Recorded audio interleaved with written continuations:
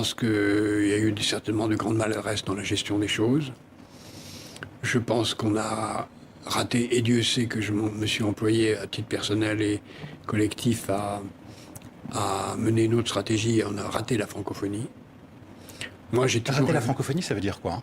Pour moi, l'Union francophone aurait dû être et devrait être aujourd'hui aussi intégrée et aussi puissante que l'Union européenne.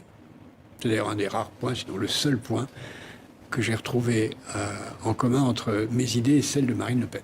Autrement dit, l'Organisation internationale de la francophonie, l'OIF, devrait être autre chose qu'une organisation culturelle. Je ne veux pas la qualifier, mais c'est tout sauf ce qu'elle doit être. C'est une ONU au petit pied qui prétend régler des conflits diplomatiques et qui fait pas du tout ce qu'elle doit faire pour développer l'usage du français, pour partager le français, pour faire que les Français des autres pays soient reconnus.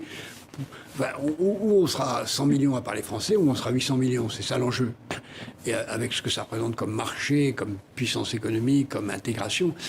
Et la France se trouve en situation d'être membre de l'Union européenne, puissance intégrée, et membre d'une Union francophone, puissance intégrée. Mais c'est pas l'Union francophone actuelle qui va faire ça, avec des pays qui n'ont absolument rien à voir là-dedans, qui sont là, avec une bataille byzantine entre multiples organisations microscopiques et picrocolines qui se croient chargées de la francophonie, donc ça ne marche pas. Et ce que vous voulez dire aussi au-delà de ça, c'est que l'espace francophone ne saisit pas le potentiel économique qui est le sien. C'est un potentiel énorme.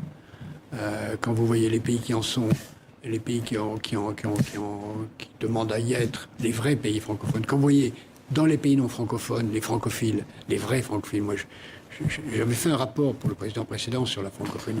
Il y a 8 ans, oui, en août 2014. Voilà. Et dans ce rapport, j'avais fait parler ce que j'appelle les francophilophones, c'est-à-dire les gens qui sont francophones et francophiles dans des pays non francophones. On a là des chefs d'État, des artistes, des avocats, des grands industriels, une puissance incroyable, totalement gâchée. Il y a pas beaucoup de nos ambassadeurs ne connaissent même pas les grands francophones des pays dans lesquels ils résident. C'est un gâchis fou, et c'est une des raisons de ça.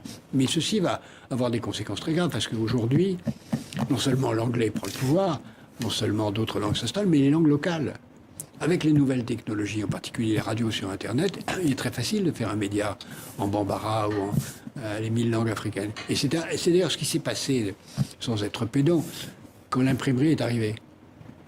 Avant l'imprimerie, tout le monde croyait que l'Europe allait parler latin, et que le latin est la langue unique. Bon, 10 ans plus tard, pouf, tout le monde s'est mis à parler sa langue locale. Si on ne fait pas de gros efforts pour la francophonie, dans 20 ans, chacun parlera son langue locale. Et comme il y a des machines à traduire qui sont de plus en plus efficaces, on le voit d'ailleurs tout à l'heure avec les Ukrainiens, on se passera du français.